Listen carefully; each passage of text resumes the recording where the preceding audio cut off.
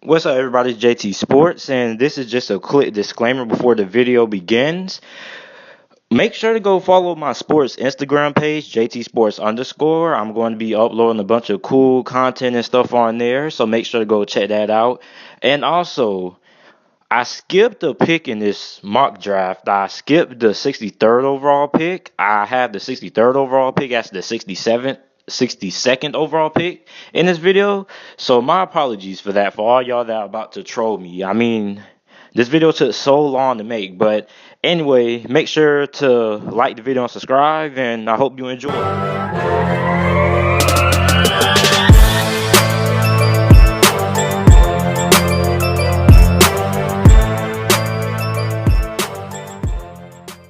What's up, everybody? JT Sports, and I'm back to you guys with another video. In this video, I'm doing another full round mock draft, but it's not for the first round. So my goal is to do full mock drafts for every single round. So I did the first round yesterday, and make sure to go check that out so you can understand the decisions with this video for my second round full mock draft. And I wanted to do this because I never really saw any other YouTubers do something like that. Like, they just do team mock drafts and stuff like that, but I wanted to do a full round mock drafts for every single round of this NFL draft. So please make sure to subscribe to say thank you. Like, you don't have to like the video. I would rather you subscribe than like the video, because this video took me 5 hours to make. So I live on the Eastern time or whatever. So I started making this video at 3:30, and now I'm recording this video at 7:40. So it takes a lot. So please subscribe to say thank you. And let's get into it. My full second round 2019 NFL mock draft with trades. So with the first pick of the second round, the 33rd overall pick, I have the Arizona Cardinals selecting defensive tackle Jeffrey Simmons.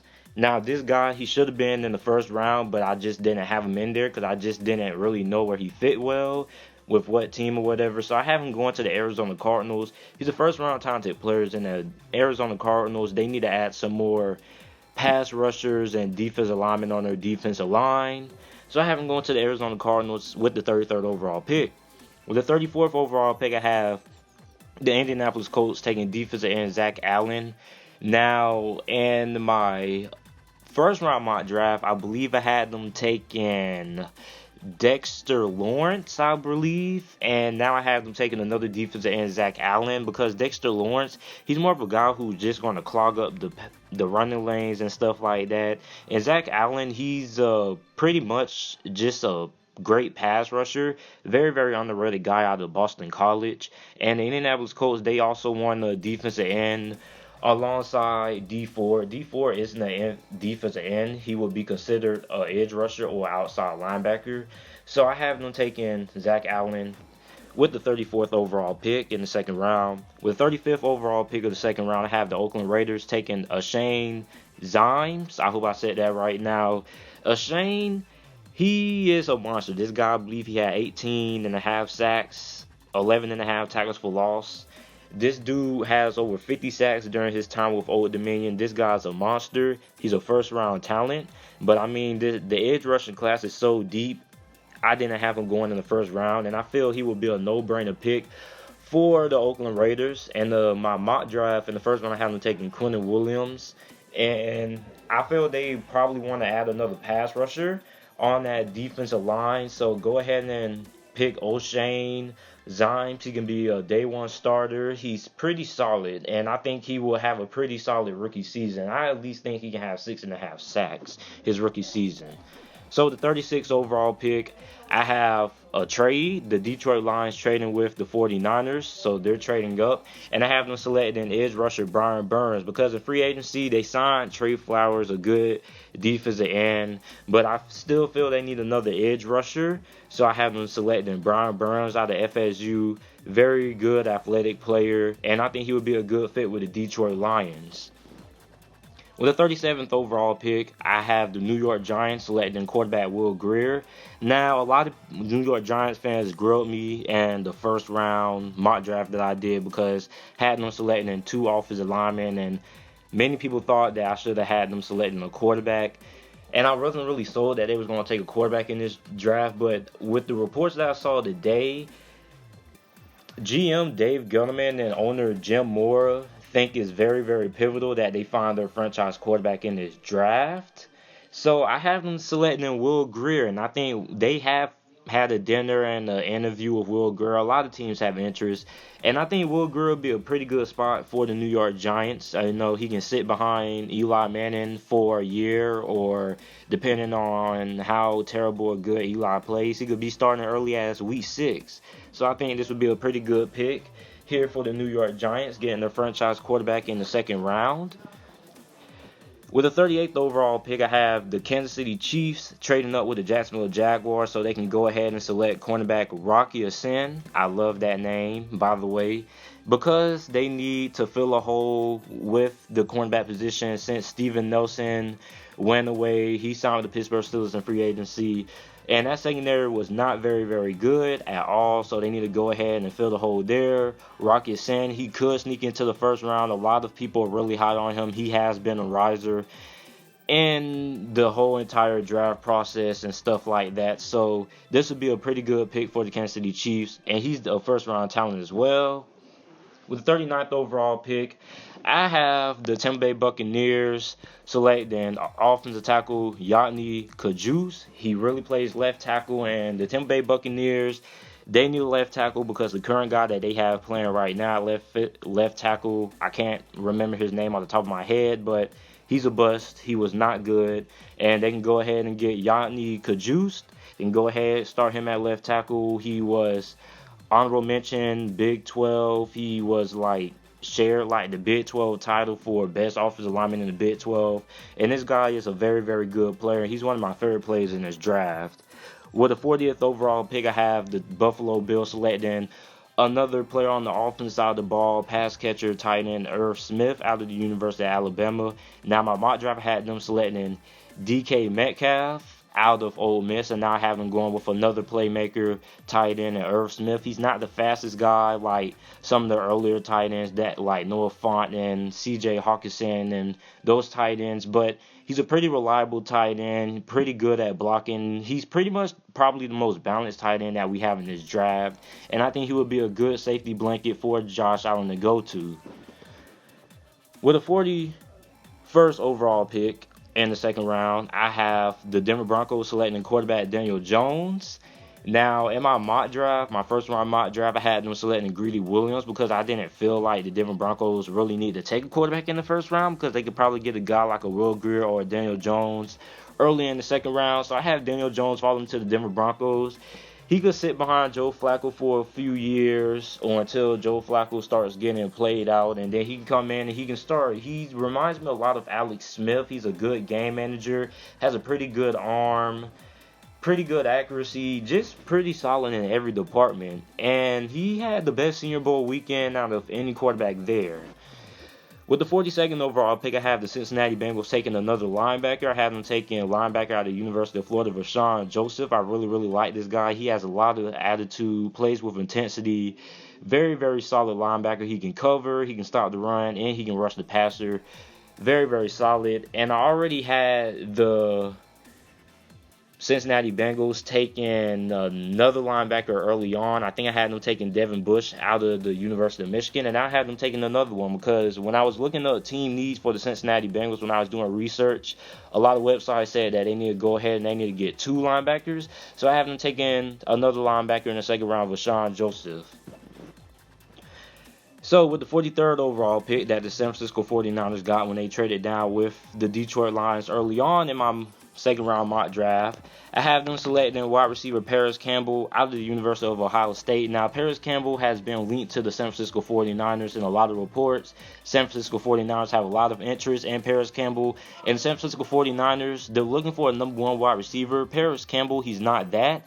But he is a very, very good slot receiver, which is what the San Francisco 49ers need. So you can pair him up with Deontay Pettis, Marquise Goodwin, and that could be a pretty solid wide receiving core when Jimmy Garoppolo comes back from his injury this year.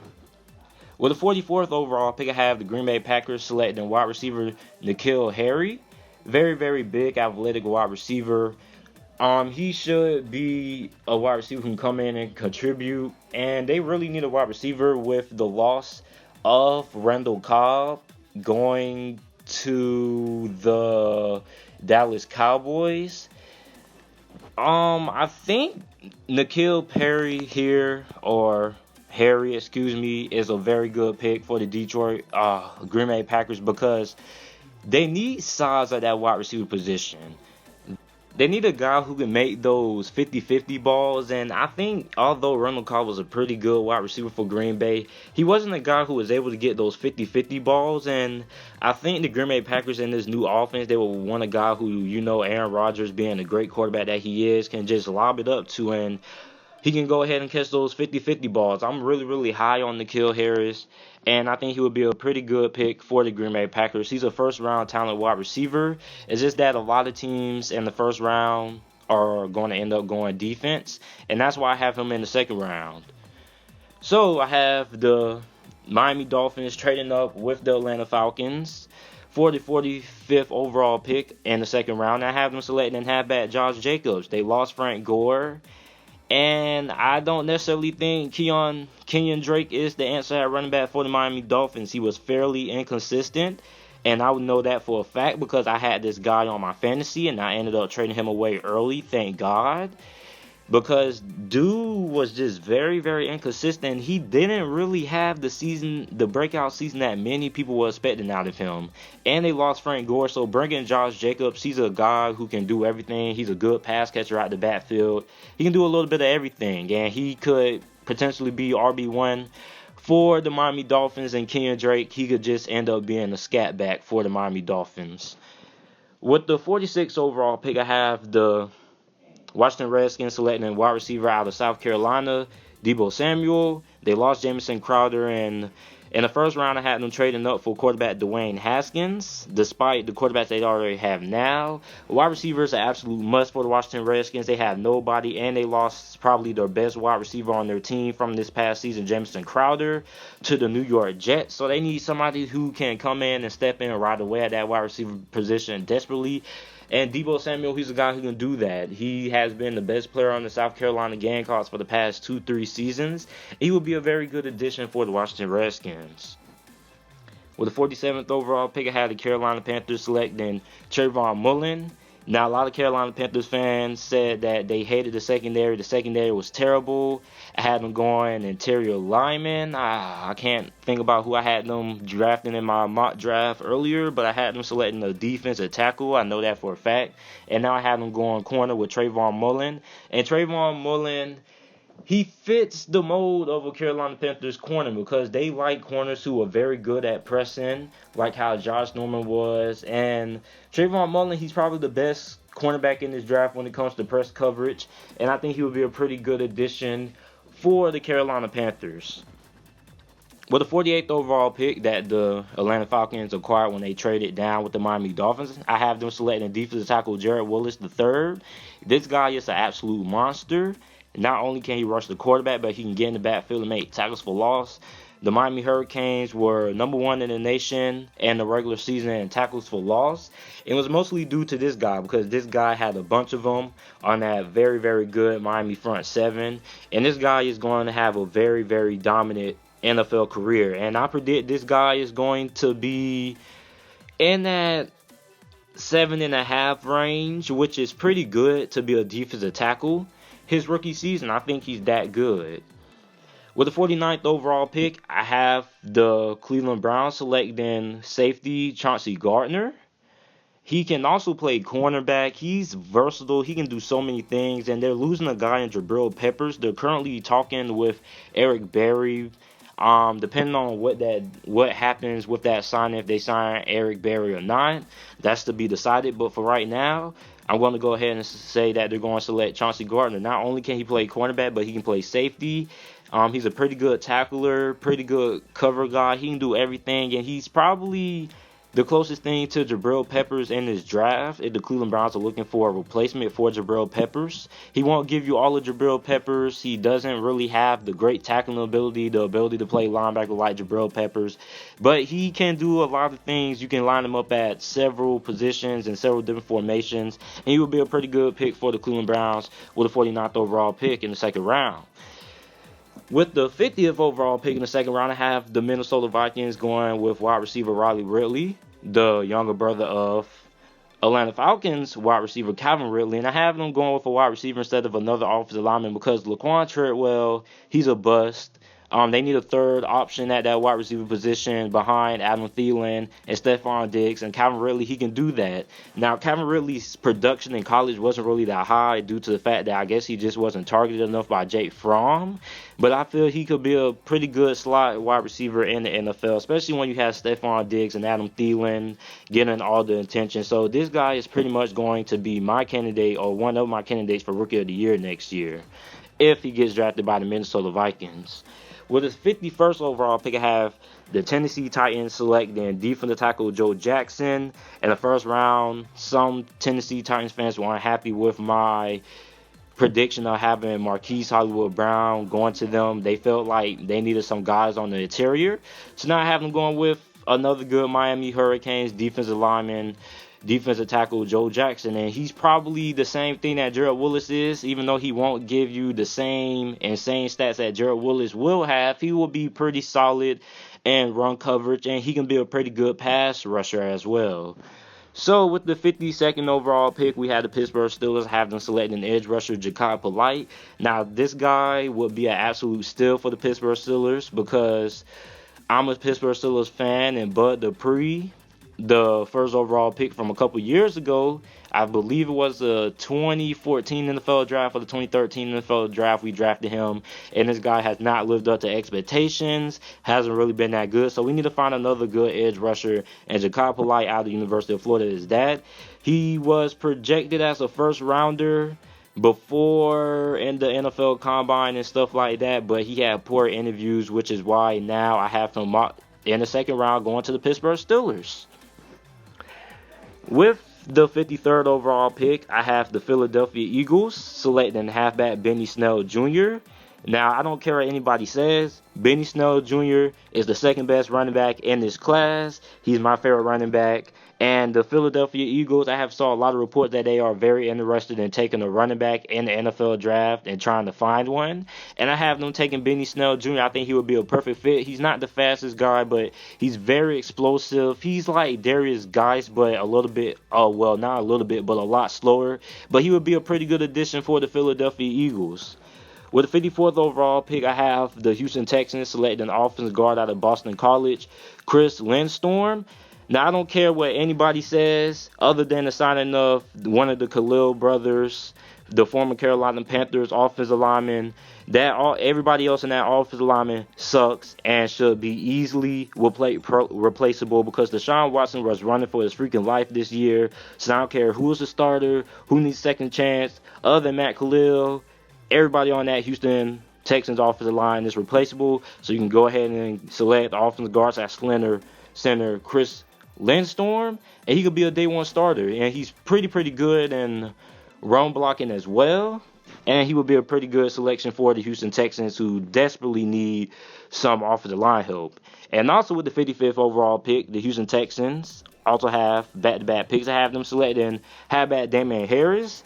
Now, it's been reported since last season that they don't really truly believe in Lamar Miller, even though he was a Pro Bowler this year. I don't know why, but they're looking to move on. They're not really sold on Dante Foreman because he is a big question mark. But from what I've been reading, they're looking to move on from Lamar Miller. They don't believe he is a every down back or whatever people are saying about him. So I have them selecting the third best running back in this draft, Damian Harris. He should be a pretty good player. He has very good cuts, very good agility. He also has that power there as well. So that'd be a pretty good pick for the Houston Texans when they are ready to move on from Lamar Miller. With 56 overall pick, I have the New England Patriots selecting a defensive tackle, Draymond Jones, out of the University of Ohio State. He's a very good playmaker ever since he moved into the defensive line, that defensive tackle position for Ohio State. He has been their best player since. And Nick Bosa, he only played in about, like, what, 2 games, I believe. Now, he probably played in, I think, about, like, 6 games. I know he got injured in that TCU game, but ever since then, Ohio State's defense wasn't really that good. But the bright spot that they did have on that defense was Draymond Jones. He was the best player on that defensive line, very athletic guy. And the New England Patriots, they're looking to take a defensive tackle. They're interested in Quentin Williams, but it's no way that they're going to be able to get him. And I don't even think they have enough assets to trade up into the top 5 to get Quentin Williams, so they can go ahead and select defensive tackle Draymond Jones out of Ohio State. With the 57th overall pick, I have the Philadelphia Eagles and the New Orleans Saints negotiating a trade. And I have the New Orleans Saints selecting cornerback Julian Love. Now, a lot of you guys are going to be like, but they traded for Eli Apple from the New York Giants. Eli Apple was not that good to me, so he can be easily replaceable by Julian Love, who is a pretty good, who could end up being a pretty good nickel corner in my position or my prediction. He could also possibly debunk Eli Apple for that cornerback 2 position somewhere during the 2019 season. With the 58th overall pick, I have the Dallas Cowboys selecting Armani. I'm not even going to pronounce his last name, but he's, at this point, you're just selecting the best cornerbacks available, because the Dallas Cowboys are interested in adding another cornerback on the other side of Byron Jones. And Armani, what his last name is, Arui, would be a pretty good addition there. With the 59th overall pick, I have the Indianapolis Colts selecting JJ Arcega-Whiteside out of Stanford University. Now, they lost Dante Inman, and they lost Dante Moncrief the following season, so they need some wide receivers.